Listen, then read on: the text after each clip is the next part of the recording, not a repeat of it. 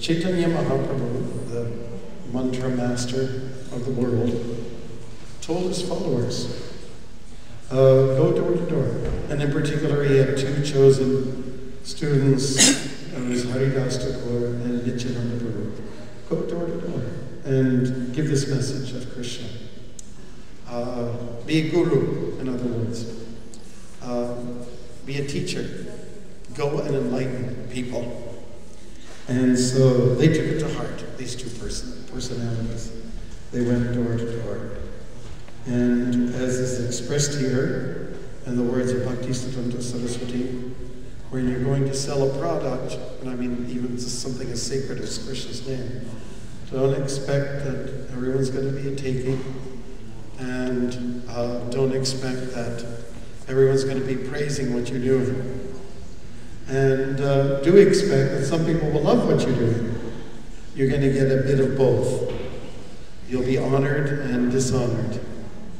Anyways, it's a little bit reflective of the time when, in Krishna's pastimes, Krishna and his brother Balaram were feeling great hunger. Krishna and Balaram at this time we're talking about the very early period of their life. They were just young cowherd boys, and they desired to have something to eat. And so they had commissioned, you can say, or encouraged some of their friends, their playmates, to go to the Brahmins who were nearby, who were very involved in their rituals. Ask them if they can offer something to Krishna and Balaram, who were looking forward to some refreshments. And of course, in those days, we're not talking about, Dairy Queen or, nothing like that. But there were no restaurants, or no, what do you call, booster, juicer, whatever. There was nothing like that. Everything was very natural, coming off the trees, things like that. And so anyways, the boys went, yeah, Krishna and Balaram, we like them, we love them. We'll go, we'll ask the local Brahmins, who are very resourceful, and they have many things at their disposal. We'll ask them. And so they did. They approached the Brahmins, and the Brahmins were so busy with their rituals, whether it was bells or fire, mantras, and other, let's say, accessories which are used in Vedic ceremonies. They were just so engrossed, so caught up. They heard the message, Krishna and Balaram wants something to eat. He says, boys, can't you see we're very busy? Go away, buzz off, so to speak. Go. And so the boys got a little discouraged. In other words, they were doing some kind of, like a noble task of, doing something for Krishna, who happens to be God. And yet they were not successful in their mission. So they came to complain to Krishna and Balaram. We went to the Brahmins, and they just were too busy. They were not there to give us what we asked for. And Krishna and Balaram then said, well, why don't you go to the Brahmins' wives and see what happens there? So it's very interesting, because if you are doing puja or yajna or sacrifice, it's meant for who? The person upstairs, right? Yajna karma yajna logayam karma bandhanaha. Every yajna is meant for the pleasure of Vishnu. And if you offer things to Vishnu, the end result, the fringe benefit that you derive is that you get free from karma bandhana.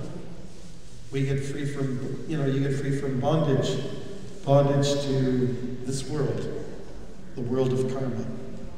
The world of karma that nails us down here, chains us down here, and keeps us locked inside and puts us, through this real, life after life after life. So it sounds like a pretty good program offered by Lord Krishna in chapter 3 of Bhagavad Gita, where he says, just do some sacrifice and you get free from karma. And he says it in so many nice and different terms in the Gita. Chapter 9, Yad Karoshi, Yad Ashtashi, Yad Shtoshi, Yad Asya. Whatever you do, whatever you eat, whatever you offer, whatever you do as an austerity, do it as an offering unto me. And so that's chapter 9.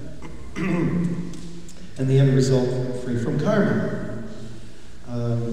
Pop means sinful reactions. So it's a good program. The Brahmins really should have understood this. Here's some yajna, and it's meant for God, and God is directly saying, I'm ready to take something right now. And they kind of like really missed the boat. Didn't understand. Just didn't understand. It did not compute with them at all that God is calling now. And looks like they were, you can call it maybe just ritual, vain repetition, lip service, let's say not conscious or not attentive service. You wouldn't call it very advanced devotional service, at least. So Krishna Balaram suggested, well, you go to the wives of the Brahmins, see what happens. So the boys went there. They went to the ladies who were busy with their household affairs, whatever it could be. If you can imagine, kneading some dough, making some chapatis, cooking some dal, cleaning the place, milk is on the boil, on the fire, whatever else, other, social relations, interactions with the neighbors and so on. Household duties, maybe repairing some clothes that were torn. All those kind of things were going on, and so when they heard that Krishna Balaram wanted some refreshments, then immediately they stopped their services, and they said, oh, sure, yeah. And they supplied plenty, gave that horn of plenty, so that Krishna Balaram could enjoy to their satisfaction. It seemed that they understood what Krishna Balaram was all about. It might be appreciated that Krishna Balaram was not perceived by the inhabitants of Vrindavan as God, the one who's Bhoktaram Tapasam, the beneficiary of everything. But they just were motivated by love. Oh, they're our little boys, they're like our little boys, they're sweet and charming, they need something, we'll give them. And it was just totally impulsive, totally natural, totally spiritual, totally paternal, whatever you want to call them. So they understood really what bhakti was all about. And it's not really just about some rituals, it's really stuff from the heart. So anyways, the reason why we brought this Leela into the picture here is that when you're going out and trying to, let's say, do propaganda, that's not a good word, is it? Really? It's kind of negative connotations. You're trying to, I shouldn't even say broadcast, also sounds mundane. But say deliver, share Krishna with society, then that's doing good work, that's doing great work. And you will find that not everyone will respond favorably. Does anybody in this room have the chance to go out in the public and approach people in some shape or form to give them Krishna consciousness, the message of Krishna?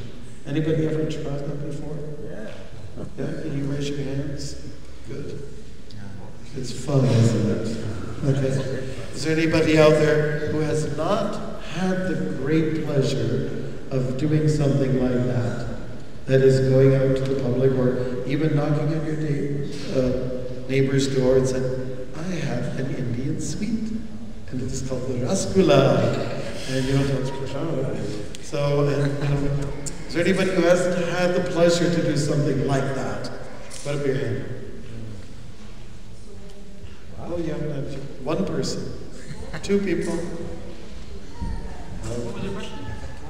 The question was the opportunity to, if you've had the opportunity to give Krishna in the form of some kind of food that we offer, or like say in the form of talking about how chanting is nice, or a book about Krishna.